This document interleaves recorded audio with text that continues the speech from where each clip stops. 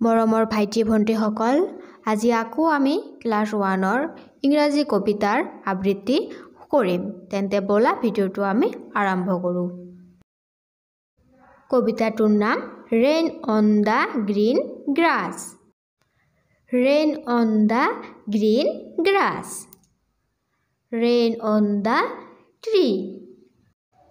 Rain on the rooftop, but not upon me.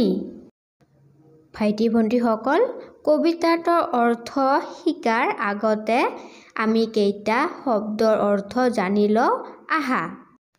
Rain মানে বৰষুণ, green মানে সেউজীয়া, গ্ৰাছ মানে ঘাঁহ, ট্ৰী মানে গছ, rooftop মানে চাদৰ ওপৰ, আপন মানে ওপৰত, মি মানে মোৰ। এতিয়া গোটেই কবিতাটোৰ অৰ্থ শিকিম।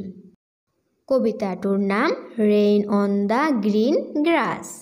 সেউজীয়া ঘাঁহৰ ওপৰত বৰষুণ। Rain on the green grass. সেউজীয়া ঘাঁহৰ ওপৰত বৰষুণ। Rain on the tree. গছৰ ওপৰত বৰষুণ। Rain on the rooftop। চাদৰ ওপৰত বৰষুণ। বাট নট আপন মি।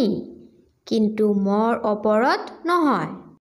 ভিডিঅ'টো ভাল লাগিলে প্লিজ লাইক, কমেণ্ট, শ্বেয়াৰ কৰিবা আৰু মোৰ চেনেলটো ছাবস্ক্ৰাইব কৰিবা। Thank U.